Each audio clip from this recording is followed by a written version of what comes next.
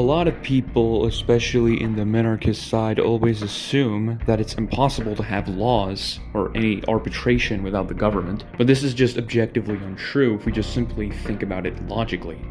What minarchists are actually saying when they say we need a government is that we need a single authority to enforce the law and to basically have a monopoly on force. They're the only ones who are allowed to arrest people, and they're the only ones who can arbitrate disputes. What anarchists say is that law can be enforced by anybody, but that law has to be, objectively true, in a sense, the non-aggression principle. In our case, I mean. So when we say that the government is wrong, we're saying that the government is against the non-aggression principle, and we don't need the government to enforce the law, so to speak. And the reason how this works is simple. The only major difference, like if we just pretended that the government, in the minarchist government, didn't fund itself through taxes, just for this analogy to make any sense. The main difference between a private law system and a government law system is that a government is a single entity, a single firm, so to speak, and an anarchist law system would have multiple arbitration agencies. And you might say, well, won't multiple arbitration agencies always get into conflict with each other? Well, probably. But the thing is, in the case of multiple agencies, they can indeed come up with a universal standard when it comes to how the law works, and they can resolve conflicts individually between each other. And more importantly, more competition means that the firms responsible for arbitration are more likely to be competent and consistent because they have competition. They can lose in the market, so they can't just you can't just have firms that get bribed or refuse to apply the law correctly or have favoritism and shit. That won't be a problem because, again, there's competition, and the main reason you're paying for arbitration in a private system in the first place is because you want conflicts to be resolved fairly. So the firms that tend towards the most correct form of law and are the most competent at arbitration are going to be the ones that win in the market. In the case of a government system, there's only one firm, there is no competition, and they can essentially do whatever the fuck they want because they are the only agency allowed to compete in the arbitration market. How are you supposed to stop bribery if the government is the one who enforces all legal claims? They're the only ones who are allowed to arrest anyone, they're the only ones who can resolve disputes. Obviously, a single agency that has no responsibilities at all besides some vague text like the Constitution is always going to violate it eventually. They're always going to violate the non-aggression principle.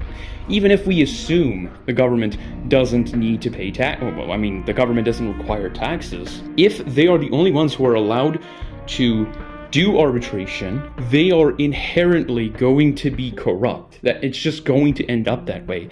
I mean, just look at the United States. I mean, they started out as minarchist. Like the founding fathers had this very good idea for natural rights system, a system of liberty. But because they compromised, they stuck with minarchism because they thought the government was absolutely necessary. And guess what fucking happened? This constant stream of what the fuck is the word again? Contradictions and compromises led to the current situation where, despite the fact that we're a constitutional republic with a limited democracy, I mean, I say we, I'm not American, you get my point.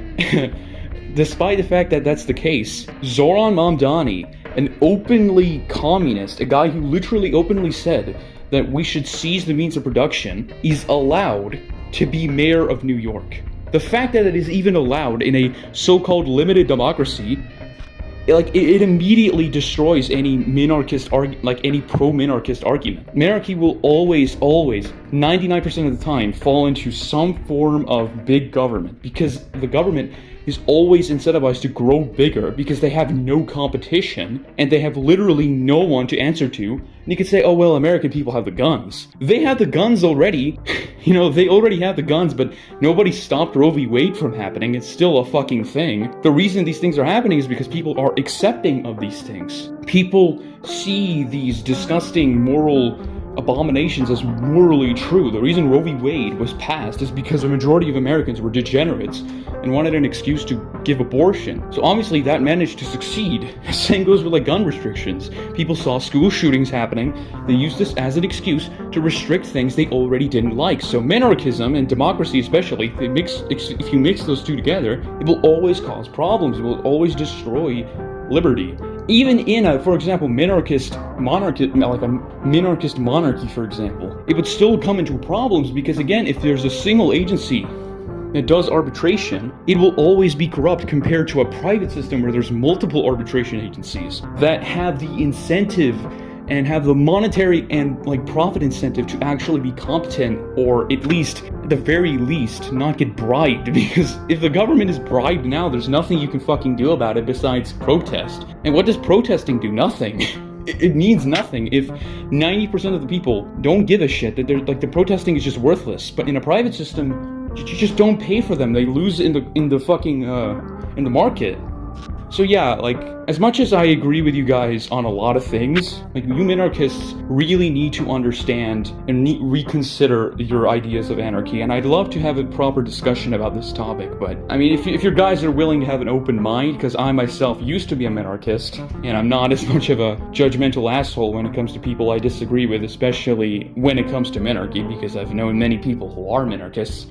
But yeah, I honestly, I think what I've said so far should at least like make you guys somewhat reconsider your argument.